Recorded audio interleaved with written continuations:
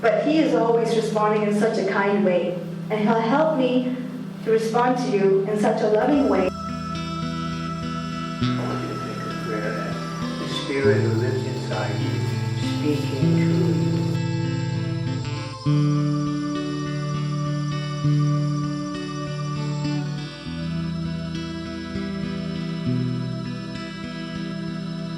And now that I do the spiritual direction with a lot of priests in my diocese and priests from other dioceses in the country,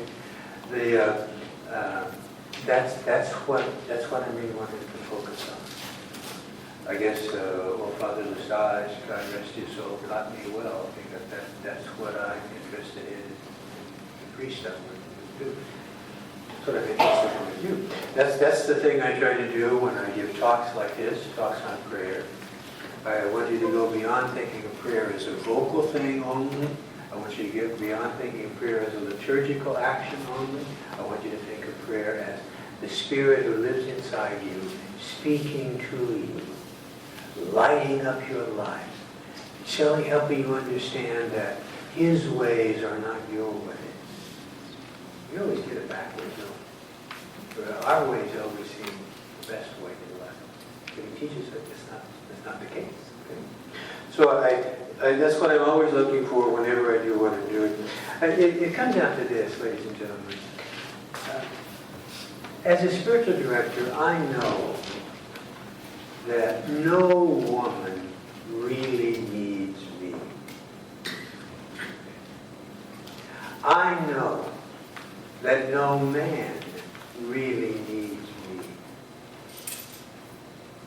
When God is present, where there is movement in the nest of prayer, I am perfectly happy to recoil, perfectly happy to jump back, because the Lord and you will work that out for yourself. I can kind of set the stage, I can set the table, I can prepare the way, I can suggest this thing or that thing to dispose you better to listening to the Lord. But once I find He's there working, you don't need me. I'm an obstacle. I get in the way. Listen to the Lord. Listen. He showed me a 12-ounce glass. And I've received these images sometimes when He informs me in my spirit.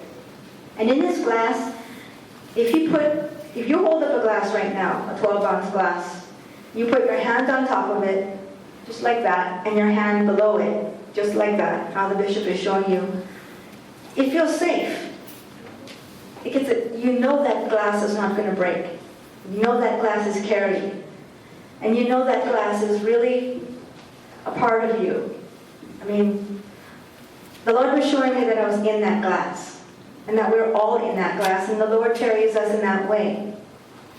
And He also showed me this: when I get distracted, or when I feel like I don't want to be praying, or I don't want to feel prayerful, He draws that glass into Himself, like drawing it into you.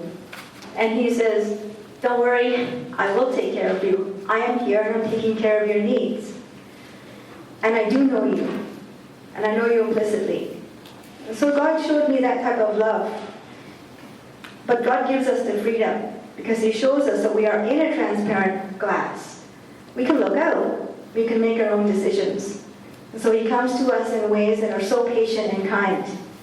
And when I am out there, as everyone else is praying or ministering to people, I may not be the most kind person because I can see beyond what the Lord wants, but He is always responding in such a kind way. And He'll help me to respond to you in such a loving way.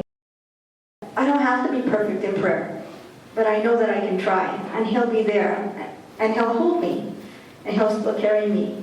If today the Bishop was speaking about prayer and speaking about the notion of coming closer to the Lord in different forms, if you really have your own personal relationship with the Lord and you forget about the institution, sorry. Watch your mouth, child. Yeah. Then you really certainly will grow in the Spirit, and you will grow in the relationship that you have, because Again, every time he speaks to me about you, the thing he says most is, I love you. Thank you. Thank you, I love you. Thank you for speaking to me. Thank you for being with me. Be in my heart, be in my soul, be in all of me as I am in you.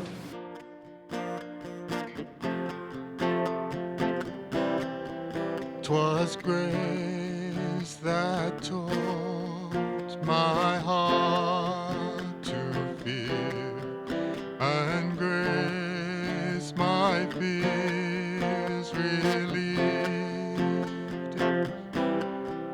How